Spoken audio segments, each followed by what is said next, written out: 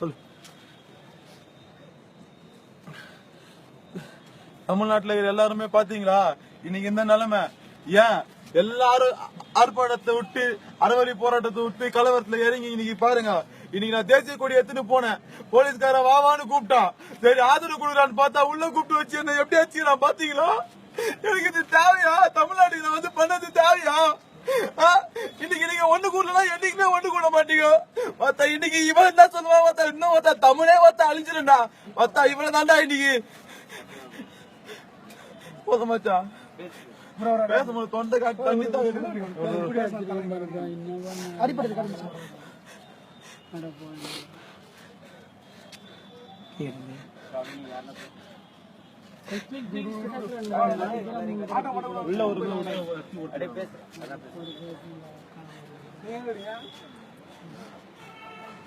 Cut பண்றா.